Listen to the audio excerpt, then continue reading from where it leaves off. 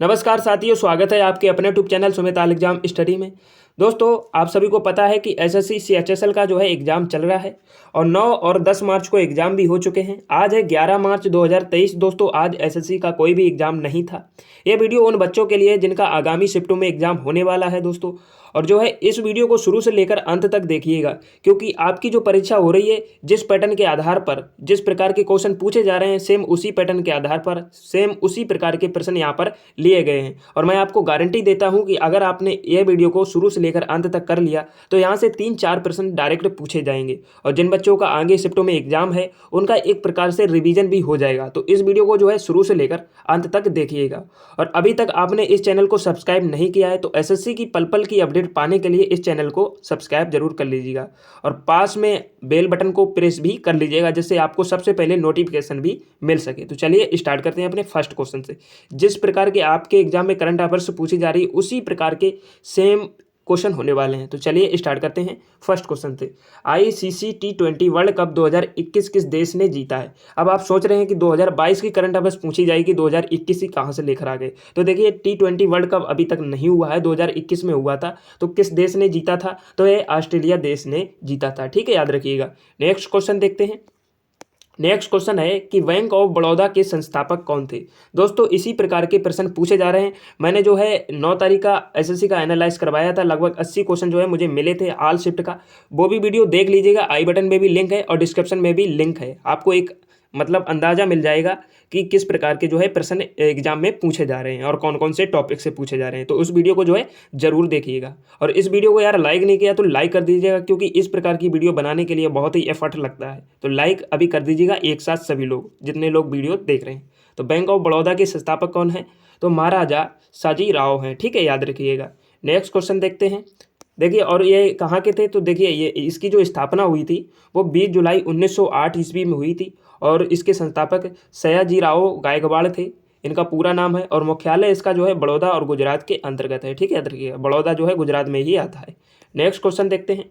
अगला क्वेश्चन जो पूछा गया था कि विद्युत चुम्बक बनाने में किसका प्रयोग किया जाता है? तो विद्युत चुम्बक का बनाने में जो जिसका प्रयोग किया जाता है वो सॉल्ट आयरन होता है। जो सॉल्ट आयरन होता है विद्युत चुम्बक बनाने के काम में आता है। ठीक है, याद रखिएगा। नेक्स्ट क्वेश्चन देखते हैं।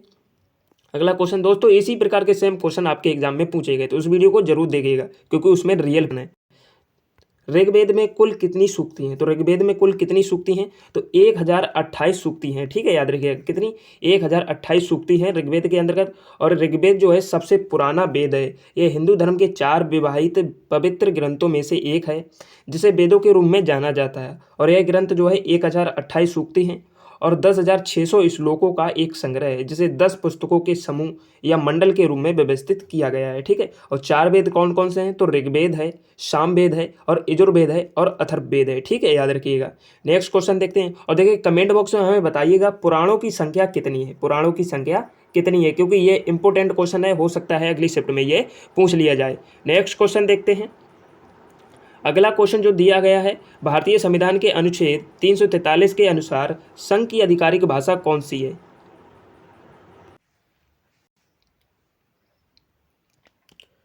तो भारतीय संविधान के अनुच्छेद 343 के अनुसार संघ की आधिकारिक भाषा कौन सी है?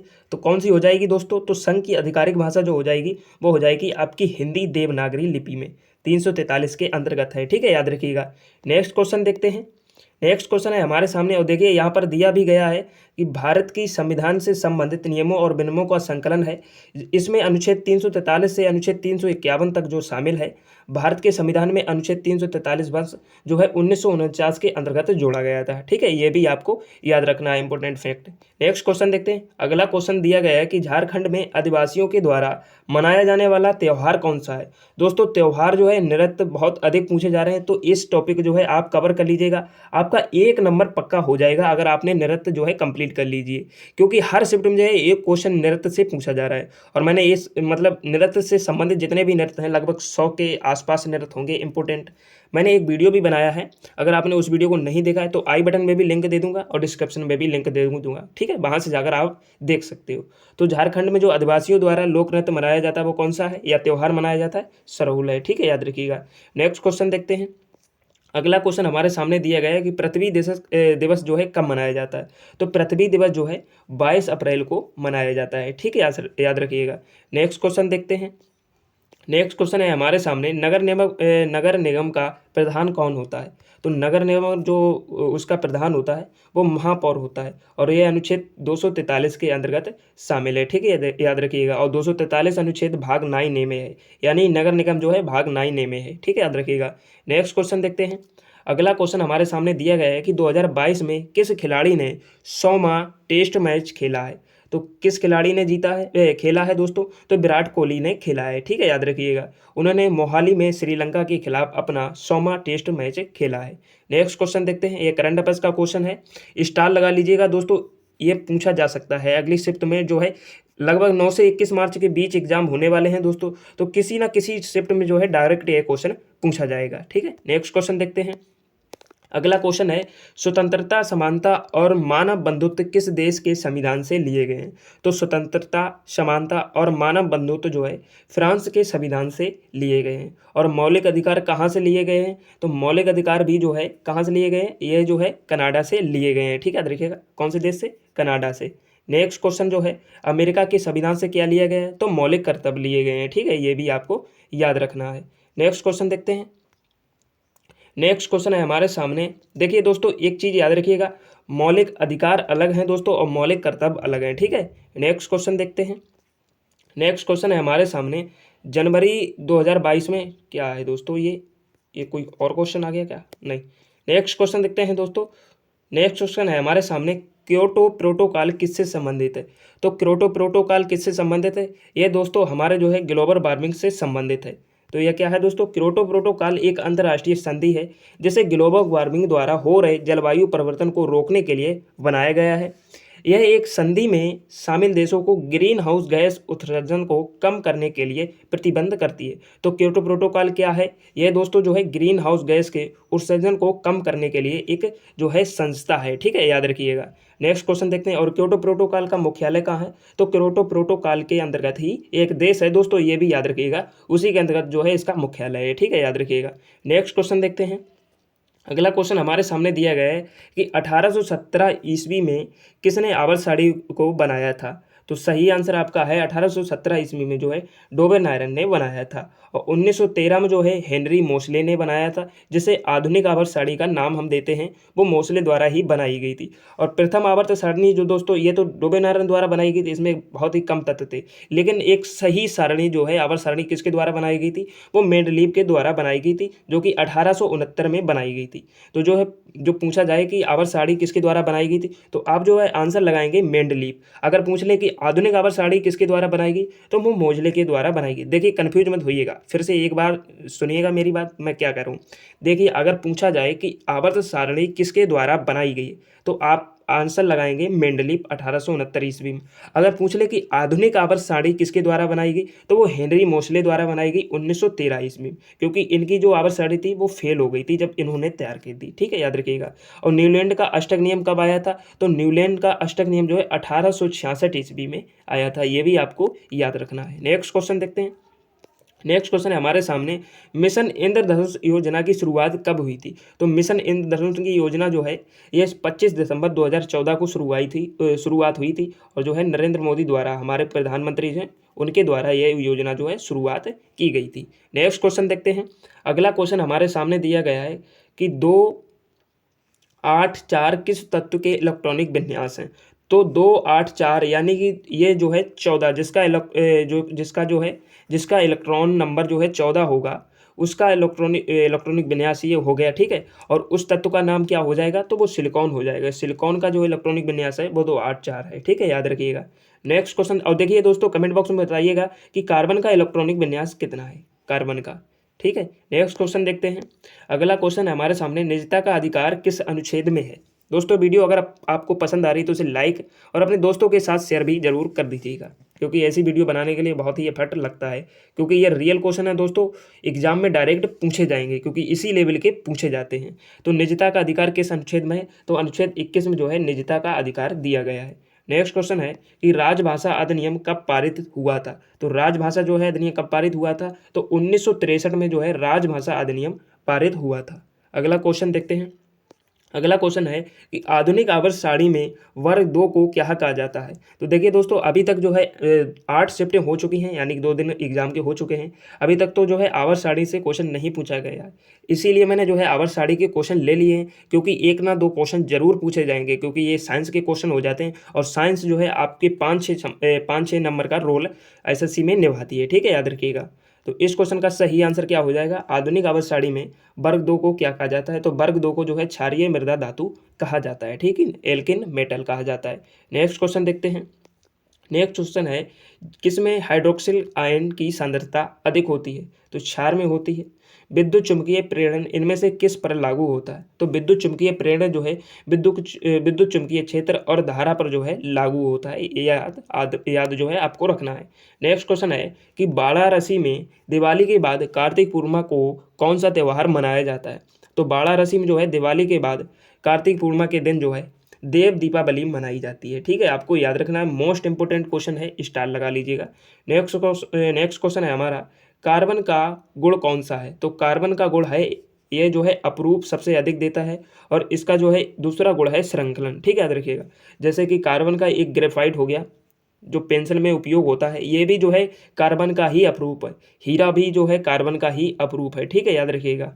नेक्स्ट क्वेश्चन देखते हैं। अगला क्वेश्चन है, देखिए दोस्तों, ये क्वेश्चन पूछा जाता है कि कार्बन का अपरूप कोई बताइए, सबसे जो है कठोर अपरूप कौन सा है। तो हीरा हो जाएगा। ठीक है, तो ये क्वेश्चन जो है आपको याद रखना है। नेक्स्ट क्वेश्चन है, कौन सी प्राइवेट सेक्टर की कंपनी नहीं है। तो प्राइवेट सेक्टर की कंपनी जो है वैसे तो कई सारी हैं, लेकिन यहाँ पर जो ऑप्शन आपको दिया गया है रिलायंस आईटीसी जो है, ये एक प्राइवेट सेक्टर कंपनी नहीं है। ठीक है, याद रखिएगा। नेक्स्ट क्वेश्चन देखते हैं। नेक्स्ट क्वेश्चन है, कार्बन का सबसे कठोर क्रिस्टलीय रूप क्या है। देखिए क्वेश्चन भी पूछ लिया गया है कि कार्बन का सबसे कठोर क्रिस्टलीय रूप क्या है। तो हीरा हो जाएगा। ठीक है, याद रखिएगा। मैंने आपको अभी बताया कि कार्बन का सबसे कठोर जो है जो अपरूप है कौन सा है, तो वो हीरा है। राजभाषा द्वारा 3 अगस्त 2022 को पारित राष्ट्रीय डोपिंग विरोधी विधेयक 2022 किस मंत्रालय से संबंधित है। तो इस क्वेश्चन का राइट आंसर आपका क्या हो जाएगा, जो है ministry of youth affairs and sport, यानी कि जो है खेल से संबंधित डोपिंग विधेयक है। ठीक है, याद रखिएगा। किस मंत्रालय से संबंधित है, खेल से। और जो खेल मंत्री हैं वो कौन है, अनुराग ठाकुर हैं, ये भी आपको याद रखना है। नेक्स्ट क्वेश्चन देखते हैं। अगला क्वेश्चन है हमारे सामने कि दक्षिण भारत की पेन्ना नदी किस पर्वत से निकलती है।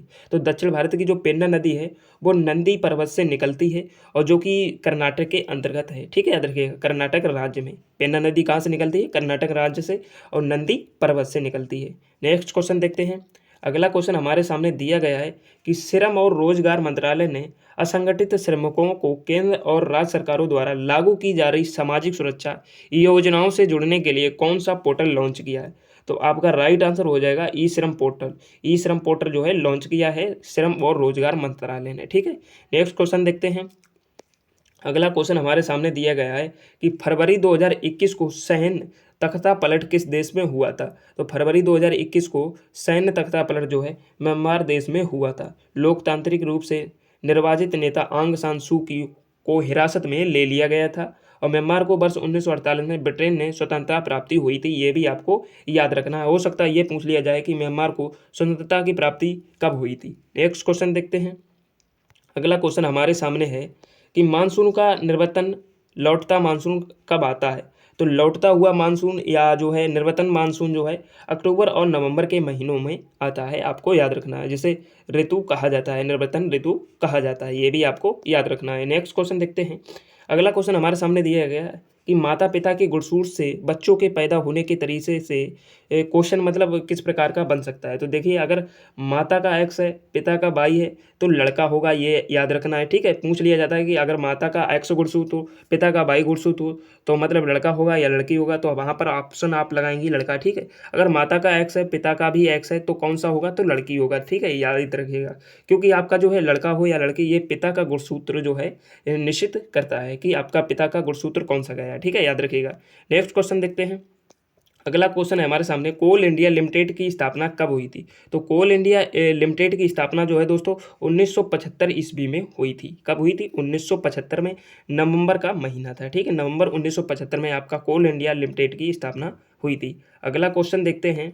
भारतीय संविधान का कौन सा अनुच्छेद जो है धर्म, जाति, लिंग और जन्म स्थान के आधार पर भेदभाव पर रोक लगाता है। तो सही आंसर आपका हो जाएगा 15। 15 जो है, अनुच्छेद 15 जो है धर्म, जाति, लिंग और जन्म स्थान के आधार पर भेदभाव पर रोक लगाता है। ठीक है, याद रखिएगा। यहाँ पर देखिए दिया गया है कि भाग नंबर 3 जो है तहत भारतीय संविधान में मौजूद जो भारत के लोग हैं मौलिक अधिकारों से संबंधित है, और जो है अनुच्छेद 15 जो है इस पर रोक लगाता है। ठीक है, याद रखिएगा। अगला क्वेश्चन देखते हैं। अगला क्वेश्चन हमारे सामने दिया गया है कि ग्राम पंचायत का चुनाव कितने वर्ष के लिए होता है। तो ग्राम पंचायत का चुनाव है जो वो 5 वर्ष के लिए होता है, ये आपको याद रखना है। नेक्स्ट क्वेश्चन देखते हैं। अगला क्वेश्चन है हमारे सामने, 16 वर्षीय भारतीय शतरंज खिलाड़ी 2022 में किसे हराया था। तो 16 वर्षीय जो भारतीय शतरंज खिलाड़ी थे उन्होंने जो है मैग्नस कार्लसन को प्रज्ञान नंदा को हराया था। ये बड़ा नाम है दोस्तों, याद कर लीजिएगा। मैग्नस कार्लसन को प्रज्ञान नंदा को हराया था। ठीक है, याद रखिएगा। नेक्स्ट क्वेश्चन देखते हैं। अगला क्वेश्चन है हमारे सामने, केचुआ अपने जो है यहाँ पर केचुआ अपने द्वारा शोषण करता है। तो किसके द्वारा शोषण करता है। तो केचुआ जो है शोषण अपने त्वचा द्वारा करता है। किसके द्वारा। त्वचा द्वारा अपना शोषण जो है दोस्तों करता है। केचुआ अपनी त्वचा से सांस लेते हैं और हवा उनकी त्वचा से आसानी से गुजर सकती है। इसे नम और पतली बनाती है। नम त्वचा क्षेत्र में छोटी रक्त कोशिकाएं मौजूद होती हैं जहाँ गैसों का आदान प्रदान होता है दोस्तों। नेक्स्ट क्वेश्चन देखते हैं। अगला क्वेश्चन है हमारे सामने, देखिए ये भी जान लीजिएगा। मछलियाँ जहाँ हैं मछलियाँ गड़पड़ों से द्वारा सांस लेती हैं। ठीक है, और जो है ये उभयचर सरीसृप और स्तनधारी फेफड़े द्वारा लेते हैं सांस। और जो काकरोच होता है वो कीड़े स्पाइरक द्वारा सांस लेता है। कीड़े स्पाइरस उसके अंतर्गत कुछ पाया जाता होगा दोस्तों। सांस लेने का एक छिद्र होता है जिसे कीड़े जो है स्पाइकरल बोलते हैं। इसके माध्यम से जो है ये सांस लेता है काकरोच। नेक्स्ट क्वेश्चन देखते हैं।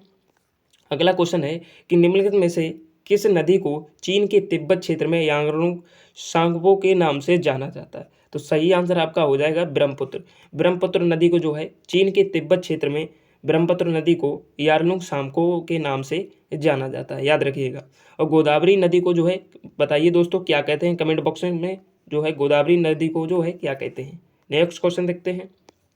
नेक्स्ट क्वेश्चन हमारे सामने, इनमें से कौन राष्ट्रपति बनने के लिए सही योग्यता नहीं है।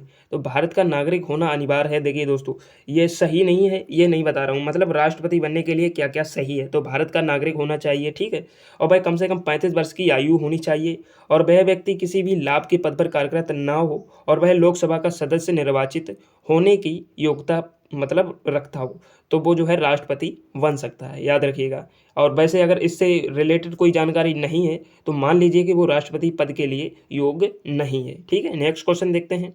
अगला क्वेश्चन जो दिया गया है हमारे सामने, भारत के पहले स्वदेशी विमान वाहक का नाम क्या है। तो भारत के पहले स्वदेशी विमान वाहक का नाम है INS विक्रांत। ठीक है, याद रखिएगा INS विक्रांत। नेक्स्ट क्वेश्चन देखते हैं। नेक्स्ट क्वेश्चन है हमारे सामने, निम्नलिखित में से कौन सा एक लिंगी पुष्प है। तो देखिए एक लिंगी पुष्प के कितने उदाहरण हैं, आपको सभी उदाहरण मैं यहाँ पर दे दूंगा। देखिए एक तो है पपीता जो कि एक लिंगी है। ठीक है, याद रखिएगा। एक लिंगी पुष्प भी देखिए और देख लीजिए, एक पुष्प जो है एक लिंगी होता है यदि उसमें या तो पुंकेसर पुरुष जनन भाग या स्त्री केसर महिला जनन भाग होता है, लेकिन दोनों नहीं होते। एक ही भाग होता है लेकिन दोनों नहीं होते। दोलिंगी पुष्पों में ये दोनों भाग होते हैं। ठीक है, जो दोलिंगी होता है उसमें दोनों भाग होते हैं। पुष्पों में केवल नर या मादा जनन अंग होते हैं। वे क्रॉस परागण के माध्यम से जनन करते हैं। ये जो है मतलब पहचान करने की प्रक्रिया है, उदाहरण है दोस्तों। और वैसे इसके उदाहरण जो है एक लिंगी पुष्प के जो है पपीता है, सफ़ेद शहतूश है, और जो है और भी कई सारे उदाहरण हैं जैसे कि तरबूज हो गया। ये भी जो है इसी का उदाहरण है एक लिंगी पुष्प का। ठीक है, याद रखिएगा। नेक्स्ट क्वेश्चन देखते हैं।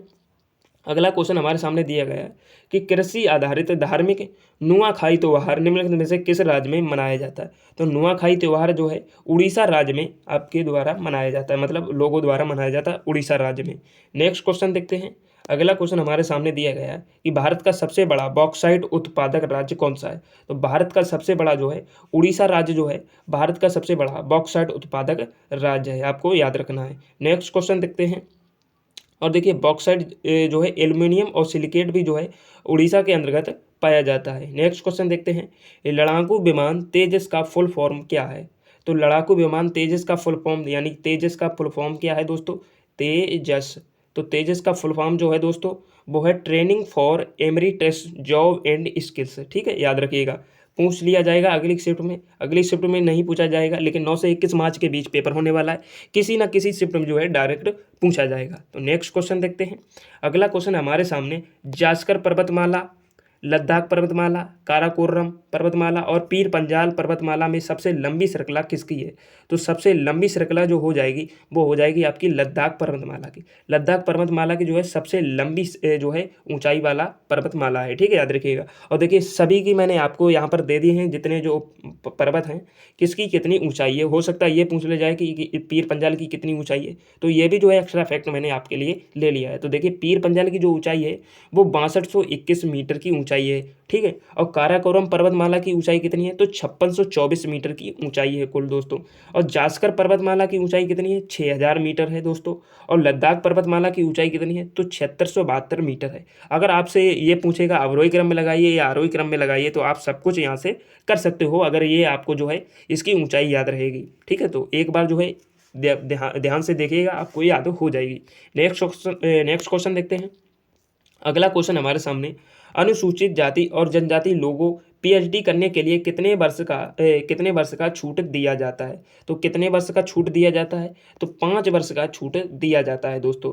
विश्वविद्यालय अनुदान आयोग यूजीसी निर्देश जारी कर विश्वविद्यालय से कहा है कि वह अपने यहाँ अनुसूचित जाति एवं जनजाति सहित अन्य पिछड़ा वर्ग और दिव्यांगजनों को पीएचडी व एमफिल में दाखिला देने में 5% की जो है छूट प्रदान करे, ठीक है, याद रखिएगा।